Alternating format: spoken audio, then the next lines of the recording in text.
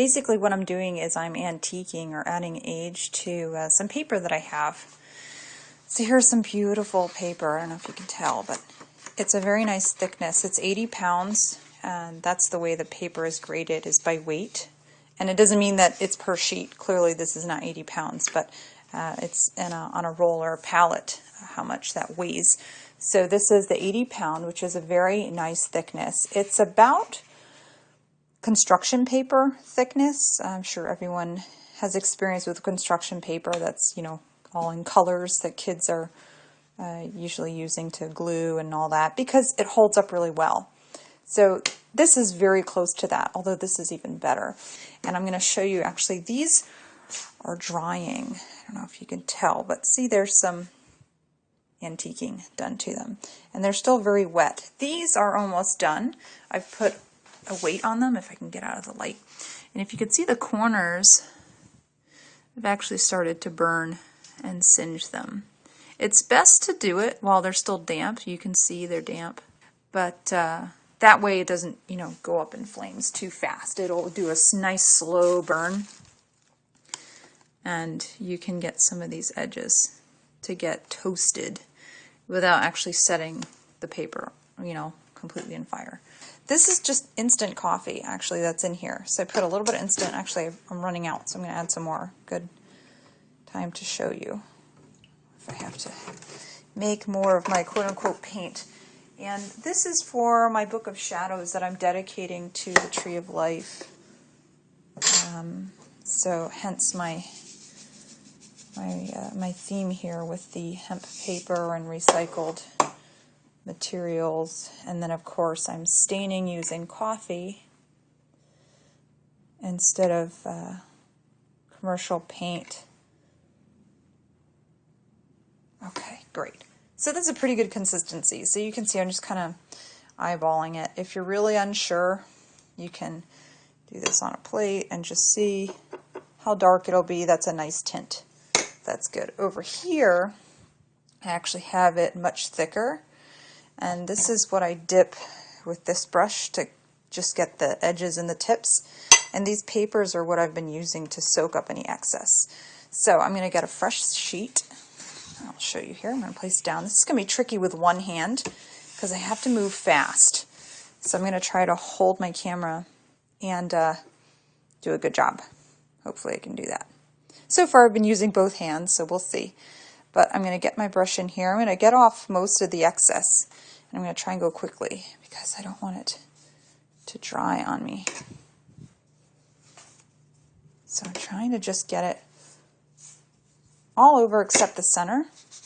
And then I'm going to smudge the inside. So even though the center isn't white, it's very muted, and I want it to get darker as it goes out to the edges. This lighting, it's really hard to tell, but it's not white anymore. It's a nice teak color. So here is my more concentrated. Again, I'm going to try and stay out of my light source. So, and the great thing is you can always touch up later. So you can do dabbings like this. While it's wet, if you put a splotch down you don't like, you could almost take it up completely and then try it again. So like, kind of wanted a more, there we go. A nice even stroke. Like that. And then I'm going to take away some of these hard edges and just soften it. Nice, like that. There.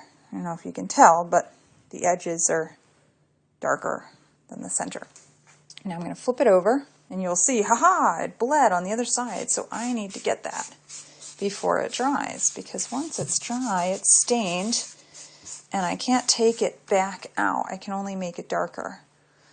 So I actually kind of like it, but I do need to do a light wash so it's not so white in the center. That's nice. That's lovely. I don't even think I need my concentrate. I think those edges are pretty good. So now, I'm just going to inspect the side. sides. And then I'm going to come over here and I'm going to lay it down. I'm going to reach over, get my paper, and see if any splotches have settled to pick them up with my paper. But that's actually looking pretty good. So I'm just stacking them like that. And like this one here where it looks like the corner's kind of exposed, I can actually go back in. Let me grab my brush. Sorry, with the camera, I'm just walking around and forgetting that I'm not in frame, or I don't have anything in frame. I'm just gonna try to get that. Some papers have watermarks, and that might do something funny, because I noticed that on the first sheet had a watermark on it, and I was like, what the hell is that?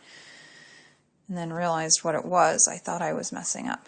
That's kind of nice. Cool. So that's what I'm doing. It's not labor intensive, but it's the same thing over and over and over again. I have quite the stack. I did try my first batch to do them all at once, and it really doesn't work out as fabulous as you would think, because here's actually one of them, and you can see it's kind of a mess. Because by the time I got to this one, everything was dry. And this is very distracting. Kind of looks like an owl. It's distracting, and I can't have artwork on it like this one too. I mean, that's great if you want to put that on the wall for some abstract crazy art, but to have literature on this and paintings, you're going to be looking at the splotches and wondering what's going on. So I can't use that one. So one by one is the best way to go. And I'm going to continue plugging along. Hopefully that helped. It's very, very simple. So you can use real coffee. I just so happen to like my real coffee for drinking. So I'm using this instant, which is very easy and convenient for my staining. So as you can see, I'm drying my paper. This may seem like a really strange contraption that I have here, but there's a reason for every part of it, and there's always room for error. I could have missed something, but here's what I have going. So if you don't know already, you will find out if you don't do this, but when you get paper wet, it will start to curl and buckle on itself as it starts to dry. So clearly I don't want that to happen to my pages. So what I've done here is I've created a little heat, like an oven, I guess. I don't want it to get too hot, but I do want to warm and toast the pages, because when they're wet and sandwiched together, mold can grow in between the layers, and I don't want that. So I do want them to dry and toast. So what I've done here is I have a baking dish underneath, because this black top is really hot, and I don't want to burn that that lower piece of paper. As added protection, I actually have here, this is the cardboard backing that came with the paper to keep it flat. So that's actually the first buffer against the glass, just to make sure that I don't singe or burn the pages. Now in here, I can feel they're already feeling really dry.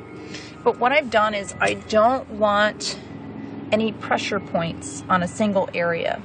So for instance, the pressure is going over this other backer board, not directly on the page, because it would leave a mark. It would leave a ring right there after it would dry.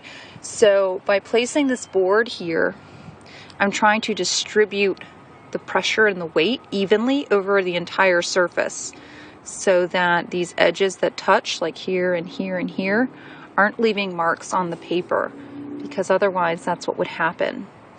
And you can see here I'm also having to flip this over. So every 10 minutes, because the sun is up really high right now, it's past high noon, but before 3 o'clock, so it's at its peak. So I myself will burn if I stay out here.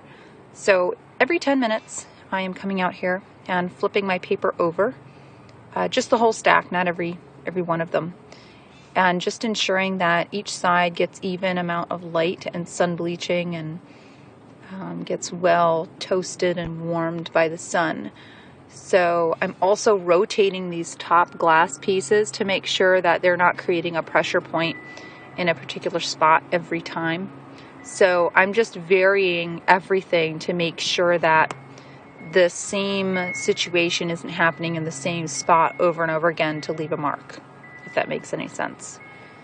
And then I'll check it at the end. I mean, they're feeling really dry. They may actually be done. I'll turn them one more time to make sure. But I mean, I don't feel any dampness. But that's not to say the middle isn't. You can actually see here, there's some condensation. So it's still wet in the middle, actually. So they're not ready. It's just those edges facing the sun that are dry. So I'll flip it one more time. And then I think I'll cut the deck, I guess, per se. I'll open it up and see what the middle pages are like and decide then if they are dry enough to bring inside. So long as they are wet or damp, they could buckle, and I don't want that. So I have a nice little stack, and I'll check in another 10 minutes.